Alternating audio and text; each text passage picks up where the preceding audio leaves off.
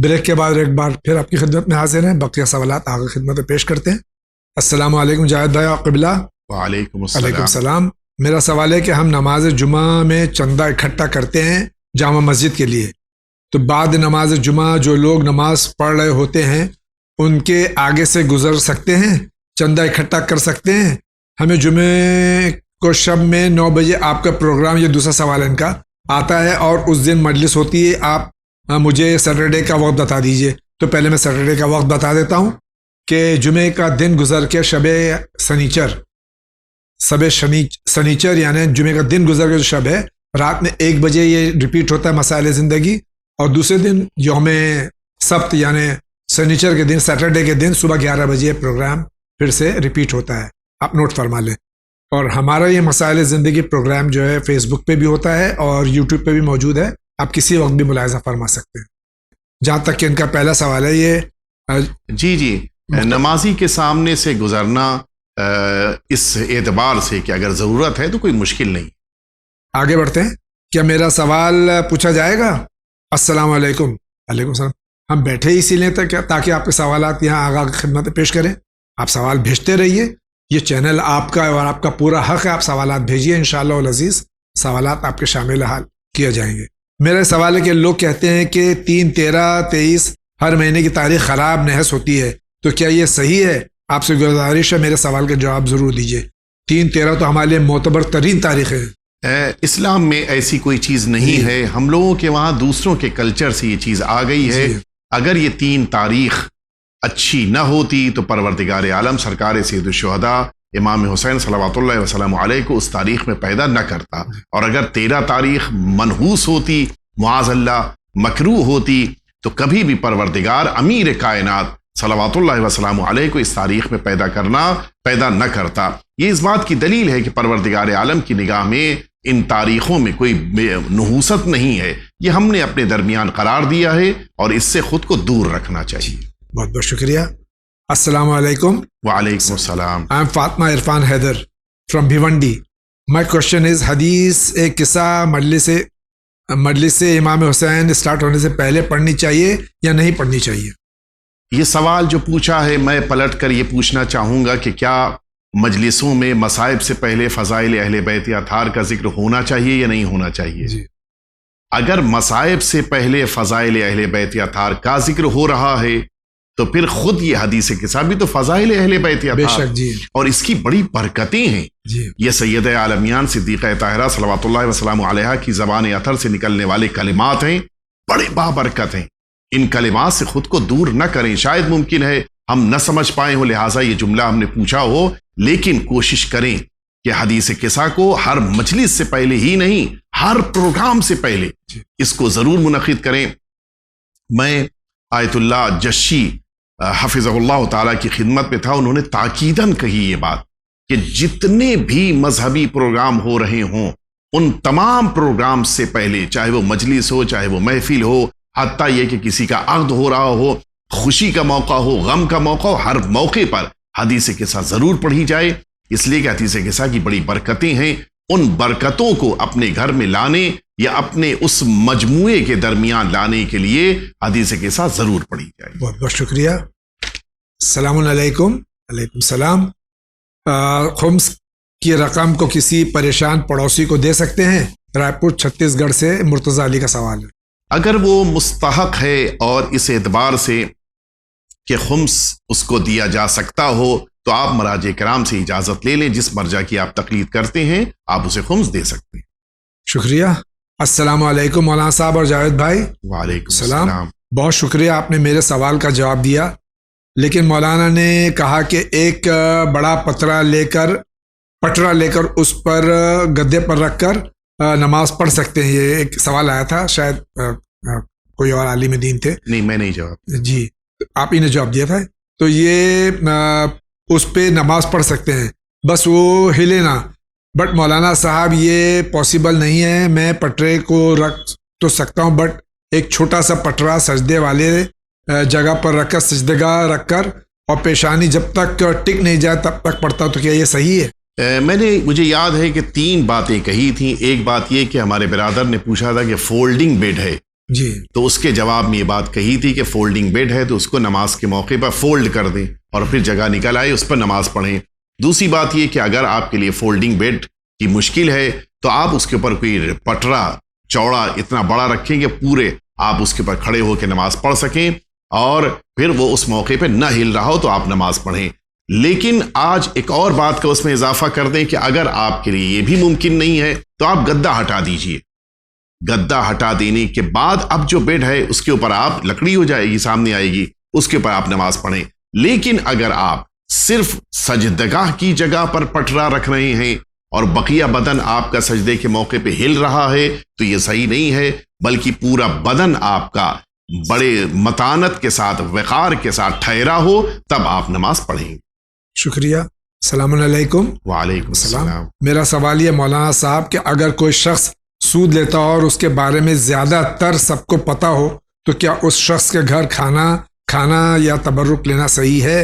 میرا نام زہرا احمد زیدی ہے, غازی آباد سے سوال ہے. جی اگر کہ آپ کو یقین ہے کہ وہ سود لے رہے ہیں تو پھر بھی یہ تو ایک احتمال ہے کہ ان کے پاس اور بھی کوئی درآمد ہوگی. شاید ممکن ہے کہ ان کے پاس کوئی کھیتی باڑی ہو, وہاں کی رقم آ رہی ہو, یا مثال کے طور پر وہ رقم کہ جس کو لوگ سود سمجھتے ہیں لیکن شریعت نے جس کی اجازت دی ہے وہ سود لیا جا رہا ہو, اس رقم کو لیا جا رہا ہو, اس سے وہ مجلس منعقد کر رہے ہوں. اگر آپ کے پاس اس قسم کے احتمال یا اس قسم کے آپشنز ہیں کہ جن میں یہ تصور آپ کے ذہن میں ہو کہ یہ پیسہ حلال ہو سکتا ہے تو آپ ان کی مجلسوں میں شرکت کرتے ہوئے تبرک بھی لیں گے اور اس کو استعمال بھی کریں گے. بہت بہت شکریہ. السلام علیکم سر. السلام. My name is کائنات زیدی and I'm from علی گڑھ. Sir, I have a question. اگر ہم نے وضو کر لیا ہے اور اس کے بعد کہ ہم اگر میک اپ کریں تو کیا نماز ہو سکتی ہے؟ سر پلیز آپ میرے اس کوشچن کا آنسر ضرور دیجیے گا. یقیناً آپ وضو کرنے کے بعد اگر اپنے چہرے پہ کچھ لگا رہے ہیں یا لگا رہی ہیں تو اس کی بنا پہ نماز پہ اثر نہیں پڑے گا, لیکن بس اس بات کا خیال رہے کہ اگر میک اپ کیا ہے تو پھر بقیہ جگہوں پر لوگوں کے سامنے اپنے چہرے کو کھولنا مشکل ہو جائے گا. شکریہ. السلام علیکم. وعلیکم السلام. آپ سارے کوشچنز نہیں لیتے جبکہ وہ جینیون ہوتے ہیں, کام کے کوشچن ہوتے ہیں, فائدہ کیا پھر پروگرام کا؟ پہلی بات تو میں معذرت چاہتا ہوں کہ آپ کے کام کے کوشچن یہاں نہیں لیے جا رہے ہیں. میں منتظمین سے خاص طور سے جو ہمارے صاحب ہیں جو سامنے ہی بیٹھے ہیں ان سے درخواست کروں گا کہ آپ کے سوال کیوں نہیں لیے جا رہے ہیں. اگر کام کے سوالات ہیں تو اس کو ضرور لیا جائے, لیکن جب جو سوالات میرے سامنے آتے ہیں میں وہ سوالات جو میرے سامنے عالم دین ہوتے ہیں ان کو پیش کر دیتا ہوں. اب پھر بھی میں معذرت چاہتا ہوں کہ آپ کا دل دکھا. آئندہ میں کوشش کروں گا اور آپ کا یہ اعتراض, آپ کا یہ غصہ میں ان کے سامنے پیش کروں گا تاکہ آپ کا سوال جو کام کا ہوتا ہے وہ ہمارے پروگرام میں شامل حال ہو. ایک پروگرام میں مولانا نے بتایا کہ عورت کو طلاق کی عدت اپنے شوہر کے گھر میں کرنی چاہیے, پر وائف تو نامحرم ہو گئی, پھر کیا کیا جائے؟ ہر طلاق کی بات نہیں ہے. طلاق رجعی میں جی خاتون اپنے شوہر کے گھر میں رہے گی, اس لیے کہ جب تک عدت مکمل نہیں ہو جاتی اس وقت تک یہ شوہر کے حق میں شوہر کا حق رہتا ہے اور یہ دوبارہ رجوع کر سکتا ہے. تو چونکہ دوبارہ رجوع کرنے کی گنجائش باقی ہے اور اسی بنا پہ یہ خاتون عدت کے بعد ہی دوسرا نکاح کر سکتی ہے, عدت کے درمیان کسی اور سے نکاح بھی نہیں کر سکتی ہے. تو اس درمیان یہ طلاق رجعی میں زوجہ اپنے شوہر کے گھر میں رہے گی تاکہ ایک راستہ نکل آئے, شاید ان دونوں کے درمیان دوبارہ مصالحت ہو جائے اور یہ لوگ دوبارہ اپنی زندگی کو شروع کر سکیں. شکریہ. السلام علیکم مولانا صاحب اور زیدی بھائی. وعلیکم السلام. امید ہے آپ لوگ خیریت سے ہوں گے. الحمدللہ انشاءاللہ آپ سب بھی خیریت سے ہوں گے. میں نے ایک سوال پوچھا تھا, کوئی جواب نہیں آیا. 3 ویک ہے, تیسرا ویک ہے. میرا سوال ہے کہ ہمارا لکھنؤ کا مکان نہیں سیل ہو رہا ہے, کوئی دعائی عمل بتا دیجئے کہ ہمارا مکان بک جائے. 859 ایپیسوڈ میں اس کا جواب ضرور دیجیے گا. یہ آپ کا سوال میرے سامنے پہلی بار آیا, آپ خدمت پیش کیے تھے. سورہ کوثر کو لکھ کر جہاں آپ کا گھر جس کو آپ بیچنا چاہ رہے ہیں وہاں پہ آپ دروازے کے پاس زمین میں اس کو دفن کر دیں جی. اور لیکن یہ خیال رہے کہ جس موقع پر وہ فروخت ہو جائے اس کو دوبارہ وہاں سے نکال لائیں اور پھر کسی مقدس جگہ پر اس کو قرار دیں. اس کاغذ. سلام جاوید انکل. مولانا صاحب علیکم السلام. مائی نیم از علی مہدی Reshi. I am from Watergam, Wagura, Jammu and Kashmir. And my question is that in Karbala, where Hazrat Sakina and Hazrat Ruqayya were the two different daughters of Imam Hussain alayhi salatu wasalam, and did Hazrat Sakina salamullah alaiha spend 70 years more after Karbala? रवायतों में बड़ा इख्तिलाफ है, और बाज़ रवायतों में जैसा कि सवाल करने वाले ने पूछा है, बाज़ रवायतों में ये जिक्र वारिद हुआ है कि सरकार सैयदुल शुहदा अलैहिस्सलातु वस्सलाम की एक बेटी के जिनका टाइटल सकीना वारिद हुआ है, उनकी उम्र के बारे में जिक्र वारिद हुआ है कि 70 साल की उम्र गुजरी है उनकी। रवायतों में ख़ास तौर से अलक़ाब से मुताल्लिक़ बहुत ज़्यादा सिमिलरिटीज़ हैं, लिहाजा आज बैठ कर ये फैसला करना कि कौन सी बेटी कितनी उम्र में इस दुनिया से गई बहुत मुश्किल काम है। लिहाजा जो मशहूर रवायतें हमारे दरमियान हैं उन्हीं के मुताबिक मसाइल बयान भी होने चाहिए और उन्हीं के मुताबिक जिक्र भी होना चाहिए। बहुत बहुत शुक्रिया। अस्सलाम वालेकुम। वालेकुम सलाम। मेरा सवाल है कि मैं जॉब करती हूँ टीचर का, वहाँ नकाब अलाउड नहीं है, मैं वाजिब हिजाब करती हूँ लेकिन चेहरा खुला रहता है, तो क्या जायज़ है? जी, अगर चेहरा सिर्फ खुला हुआ है और वाजिब नकाब और वाजिब हिजाब हो रहा है तो फिर आपके लिए जायज़ है। शुक्रिया। अस्सलाम वालेकुम मौलाना साहब और अली जावेद साहब। सलाम। आपको मौला इमाम ज़माना के सदक़े में हयात खज़र अता फरमाए। बहुत बहुत शुक्रिया। लेकिन इसके साथ में भी कह दीजिए कि सेहत और सलामती के साथ, वरना मेरा सवाल है कि मेरे घर में कुछ परेशानी के तहत हमें ब्याज लेना पड़ गया तो घर के सामान पर, तो क्या ये जायज़ है? अगर मजबूरी में लिया है इंसान ने लोन और अब उस लोन पर इंटरेस्ट भी देना पड़ेगा, तो ये चूंकि मजबूरी में दे रहे हैं लिहाजा उसकी इजाज़त दी गई।